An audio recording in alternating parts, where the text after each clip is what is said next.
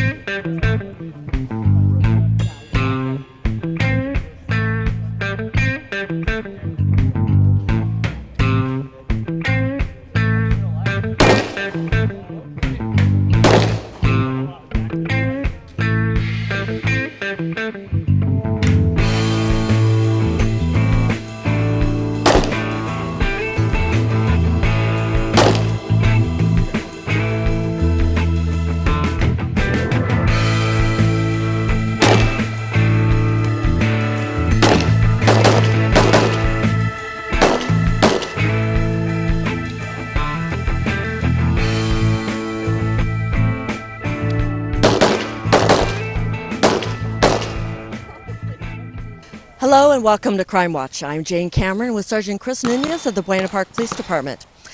You don't see anything like this in Buena Park. In fact, we're not in Buena Park. We're actually at a shooting range in Chino. That's right. It's a Prado range. This was built back when Los Angeles hosted the Olympics, and this was the Olympic shooting venue. Well, needless to say, it's a little loud here, so we've got our earplugs, but they're out just so we can do this.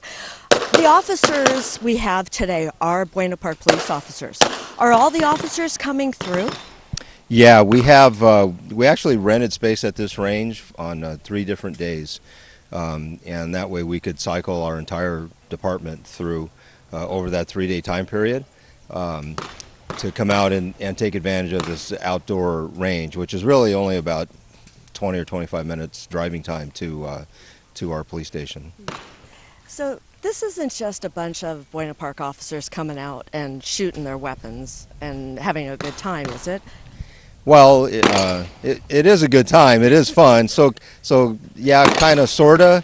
But I think really your question points to it's a very structured, organized day. So the guys in the red shirts behind us, I don't know if you can see them or not, but You can see the red. okay. And there's probably a good reason for that. There's a reason for that, right? They're range masters. They're our officers, Buena Park officers, who are certified range masters, and they're the ones responsible for proctoring the training today.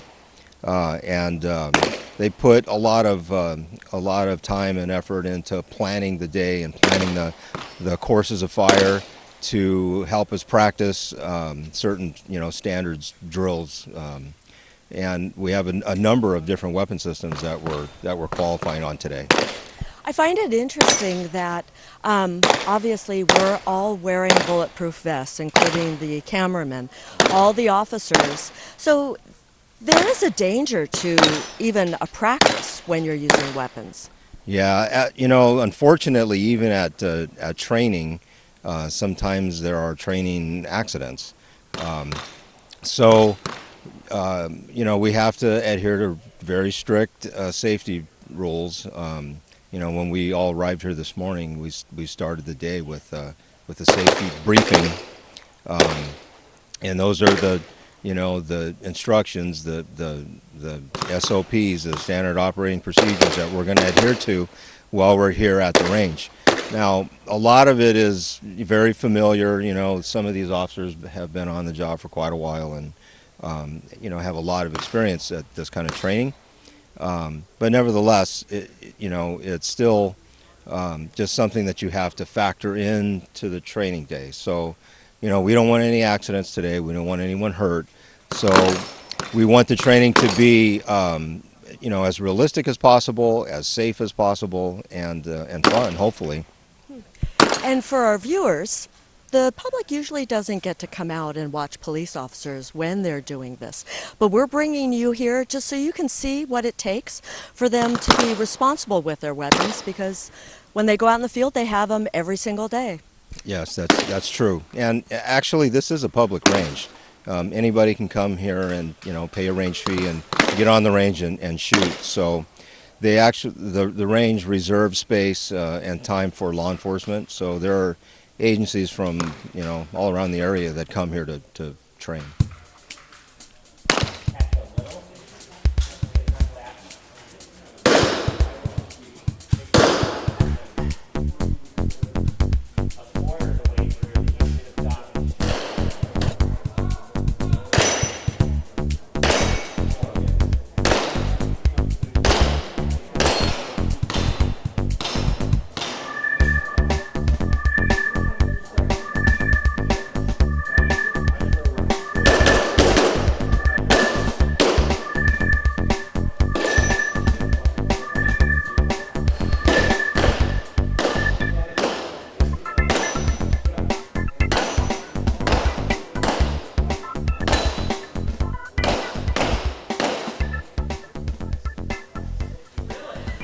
Sergeant Nunez, explain to me why officers are so close to the targets that are up in the front of the area. Yeah, in this course of fire, right now they're practicing with pistols. So this drill is intended to practice a number of aspects of shooting, and at the last stage of this particular drill, they're about 3 yards away from the target. Who can miss at that range? Yeah, you think that's very close, but studies have shown that when all law enforcement shooting incidents are reviewed and studied statistically, most police shootings occur at about that range, very, very close. Could you show us exactly how much distance that is, where the likelihood that they're going to shoot the pistol? Sure, it's probably about this range. I was about maybe 5 yards or so, but 7 to 5 yards and closer. Really statistics have shown that that's what the majority of police shootings occur at. Now, there have been shooting incidents where law enforcement is involved like SWAT incidents where there is a sniper, a long rifle, taking a shot. That's really not what I'm talking about. I'm talking about just your average patrol officer or detective and engaging a suspect in a shooting incident. More often than not, it's very close. So you've got the adrenaline rush that's going on, because I'm sure police officers still get it. Everybody else does. There must be a lot of factors that play into that very short distance. It's not just a matter of hitting the target correctly. That's very, very true. From the type of equipment you wear, your familiarity with your equipment, being able to draw your weapon and acquire a target, and then go through the process of deciding if this is a shooting incident or shoot or don't shoot. While you're probably talking, arguing, yelling at the suspect or the people around, it's not just this single, I'm going to use my weapon, but it's the environment too. Right. So you have to factor all of those elements in, and once you go through the process of making the decision to shoot, then the technique and skills involved in actually doing that come into play, and that's what today is about. So we're not so much practicing, should I shoot or not shoot in today's training. We use other training methods for that. So today is intended to provide the opportunity to practice more, the mechanics of shooting, and just staying familiar with the weapon systems that we use. A little bit later, we'll be using rifles and shotguns. So those are two distinctive, separate pieces to this whole decision-making process about, shoot and don't shoot. So if you decide, well, this is a deadly force situation, I'm going to employ deadly force, I'm going to use a firearm.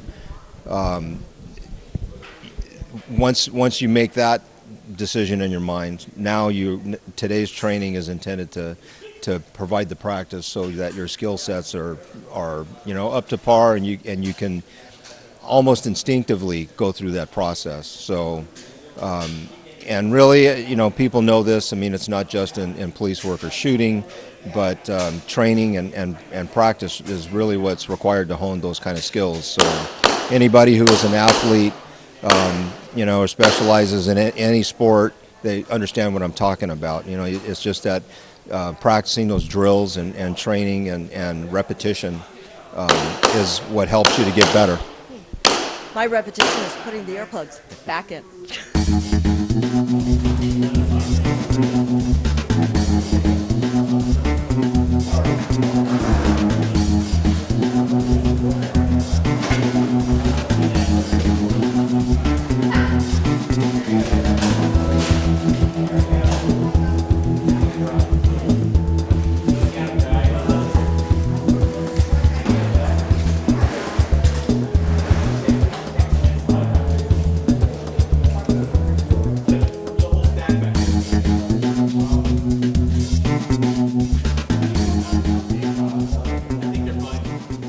A lot of the officers you see out here are ones that you've seen before in different shows, including Detective Pimentel.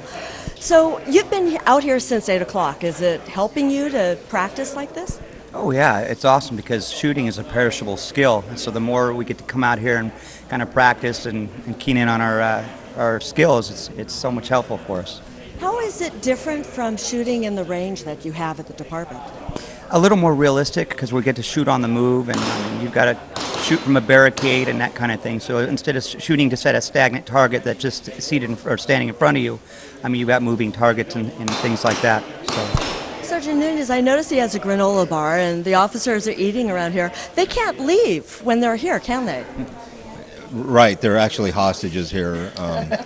We're just trying to maximize the amount of time that we have rented the range for. So even though this is a work day for most of these guys and gals, if we're able to keep them here and focused. So our training unit actually does a pretty good job of providing snacks and stuff like that, so people aren't don't feel compelled to have to leave to run down to Jack in the Box or whatever's close by. What do you think about having this overall opportunity? Do you train on your own as well? I try to, but unfortunately, you go to indoor ranges, that kind of thing. It's different. But when you come out here with your team, and you're out here shooting, and you kind of, you get to really perfect your skills, and I like it a lot better. Plus, it's we're here for the free food, really.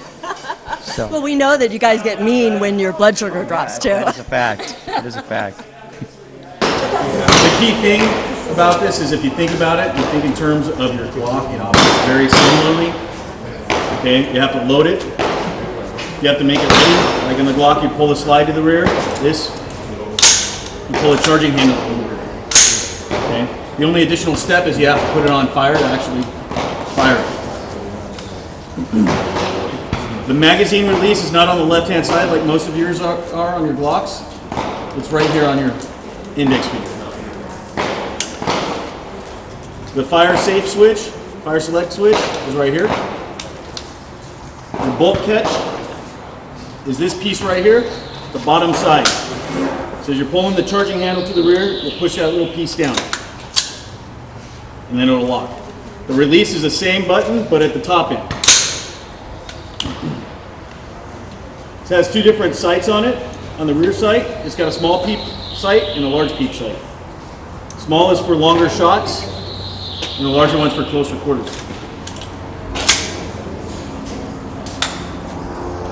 Transitions.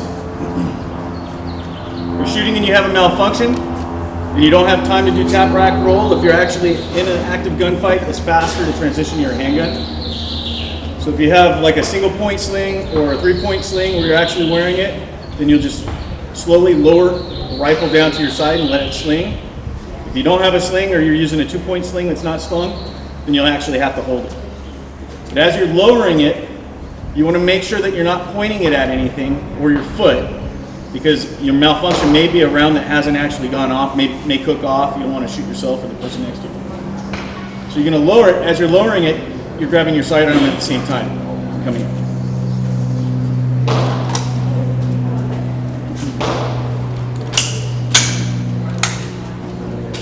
We're going to be shooting on all the different shooting positions. As you go down, you want to look where you're going down, no matter what position you're going to. You can use your support hand to lower yourself when you're going all the way to the prone.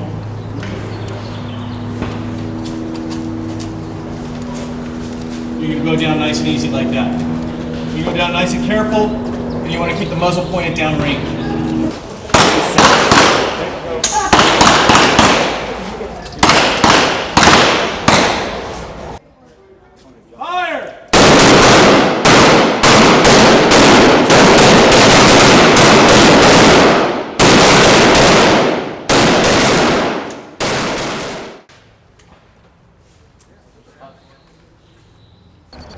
The reason that all the shooters came down range to look at their targets is to get that immediate feedback as to how accurate or inaccurate their shooting is.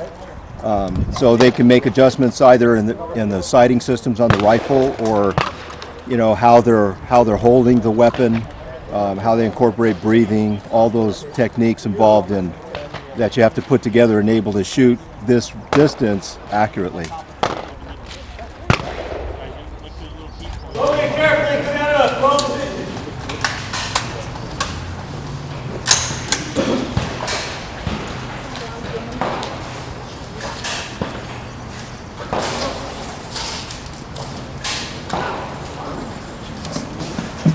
All right, once again, roll fire, take your time. Well-aimed shots. Try to be consistent, try to do everything the same. Just on the line, stand by. Fire!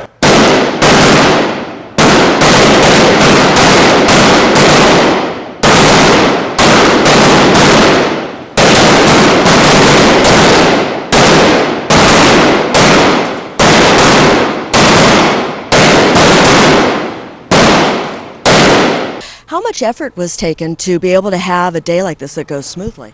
Anytime we get together as a department to do an outdoor shoot, it takes a lot of planning, logistics. We have to move, ammunition, equipment up here. We have to get the guys up here. It's throttle range. Luckily, we were fortunate enough to use the facility. It's pretty much centralized for everybody. But in years past, we've used San Bernardino, Riverside, so you can see the distance that the guys have to travel. My philosophy is the shorter amount of time we're on the road, the more we can shoot. So this makes it ideal for everybody. But an undertaking like this is quite a bit, because you're talking logistics, you're talking about personnel, and just getting everything over here and making sure everybody gets here safely in a timely manner. I noticed that the officers do different drills. They were behind a trash can, going on one side, going on the other. Are those all the different setups that you prepare prior to coming out here, and why? We set up these courses. Each range master, we have 4 assigned range masters today. They've each come up with a course of fire, trying to integrate everything in the real world where we would run into. The barrels would simulate a barricade or something we can get behind cover. On the move, shooting on the move, we want our officers to be proficient at shooting the weapons as they're moving, because it's not an easy task to do. You're asking for a lot of mechanics in it. So we train our officers to shoot on the move. We train them to shoot behind cover. We use steel plates because we call those our instant gratification targets. Our officers know if they're hitting it or not, so it gets an instant feedback not only for them but for us, so we see where they're shooting and how they're shooting. And we also use paper targets to score our officers, to get them to see where their rounds are landing. So we want to keep them proficient in their weapon, because it is their primary tool out there. So we try to integrate a lot of this into their training so that it mimics real world as best we can with what we have. Sergeant Nunez, it appears to me that it's not just about how well they shoot the weapons, but could it also be, when they aren't supposed to shoot their weapons? Yeah, we kind of touched on that a little bit earlier. Fortunately, when Andy makes arrangements for us to come out and use a range like this, we're not really practicing that piece where we have to decide to shoot or not. We're definitely here to shoot. So today's focus is about going through the repetition, drawing the weapons, reloading, just the manipulation of the weapon systems that we're practicing today. So we can go through all those drills and take the time to practice those things without having to worry about if we're supposed to think about shooting or not shooting. So that is a definitely important piece of the big picture, but not a focus of today's training. How does the training compare to real world when an officer may have to pull his weapon? We try to make it as realistic as possible. I mean, within reason. Obviously we don't have a suspect down there pointing a gun and firing back at the officer. Short of that, we try to make it as real as possible. We want to integrate a lot of the stuff that they're going to be encountering out there. We're going to be encountering barricades. We're going to be encountering multiple suspects possibly.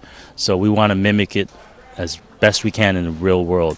Now, like I said, we don't have people shooting back at us, so that's kind of a disadvantage of that part of the training. But we want to make it as stressful as to our officers, because when and if they have to use their weapon, it's going to be stressful. And we want to make sure that when we teach them something, it's all ingrained, it's all muscle memory. They don't have to think about it, because a big part of this is muscle memory. We want to make sure that when the time comes, that they revert back to their training. They don't have to think about it. It's all training. It all falls back into training. Sergeant Nunez, you've been with the department for a while. Do you see how this training helps you when you're out on the street? Sure. Fortunately, I've not had to be pressed into a situation where I was involved in an officer-involved shooting. But like Andy mentioned, just that repetition, that training, that practice on an ongoing basis is what helps you to develop that instinctive reaction. So you want to be able to instinctively respond according and pursuant to training. So, just recently in the news there was a shooting in a Los Angeles police station where a suspect walks into the station and just immediately engages an officer at the front desk. So in spite of the officer being wounded, he was able to draw and return fire. I guarantee you that was an instinctive response because of training. And being at the front desk, that is probably one of the most unusual types of scenarios, too. Yeah, it's not something you expect to happen in a police station, but those incidents do occur. They're rare, but they do occur, and certainly something that you have to think about it in advance. And in terms of being able to have a trained instinctive response to being attacked in that fashion. And to go back to repetition, like we talked about, I mean, the best way I can put it for people who are watching, when you drive home at the end of the workday, do you think about which route you're going to take? Do you really think about how you're going to get home? You drive home and you're used to driving that route every day, and by the time you get home, most people don't even think about the route they take. We want to ingrain that in officers. You do something enough times, you don't have to think about it when the time comes. It just comes naturally, and that's what we want, because that lag time usually ends up getting officers hurt or killed. How does this compare to the shooting range, being in the shooting range, being outside? Well, like Andy mentioned earlier, that being here at an outdoor range probably better mimics real world situations. We've done shows from inside of our indoor range at the police station, and it's a great shooting facility. But because it's an indoor range, there are limits to what we can do to incorporate certain drills and certain aspects into live fire shooting. Here, it's interesting. We were talking earlier off camera, and I kind of made this analogy about swimming in a swimming pool versus swimming in the open ocean, or running on a treadmill versus running in the neighborhood. It's still running or swimming or shooting. But being able to practice those skills out in the real world does provide some differences, some subtle differences. Here, there might be bugs flying around, or you're susceptible to environmental factors. Where the shooting range is enclosed, it's air conditioned. We can control the lighting. Here we have if you stand this way, you have the sun in your face. All those things happen out in the world. So being able to practice in that environment, I think, lends that aspect of realism, that is difficult to duplicate in an indoor shooting range. If you have any questions about today's show, you can call the Buena Park Police Department at 562-3901. With Sergeant Chris Nunez of the Buena Park Police Department, I'm Jane Cameron. Thanks for watching.